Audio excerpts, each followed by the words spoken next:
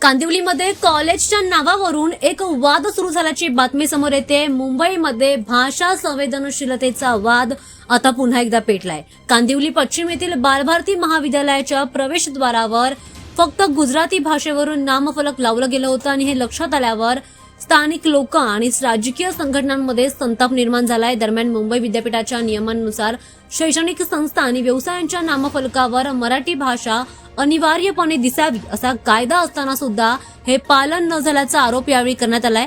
स्थानिक युवा संघटनांनी आणि महत्त्वाचं म्हणजे युवा सेना आणि शिवसेना ठाकरे गट महाविद्यालय प्रशासनाला भेट देऊन त्यांनी लगेचच मराठीत नामफलक करण्याची मागणी केली आहे। राज्यात मराठी भाषेला प्राधान्य देणं बंधनकारक आहे असा ठाम इशारा या संघटनांनी दिलाय।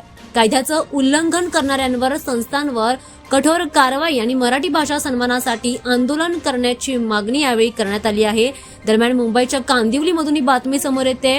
राज्यात मराठी भाषेला प्राधान्य देणं बंधनकारक असताना या संस्थेचे हे मुजोर वर्तन अस्वीकार्य आहे असा इशारा यावेळी युवा सेना सिनेट सदस्यांकडून देण्यात आलाय।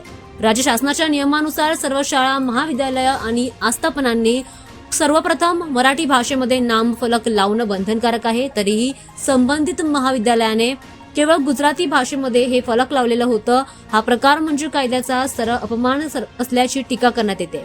महाविद्यालयाने प्रशासनाशी लवकरच मराठीमध्ये नामफलक करण्याबाबत सकारात्मक भूमिका घेतल्याचं सांगितलं जात आहे। दरम्यान तरीही अद्याप कोणतीही कार्यवाही झालेली नाहीये।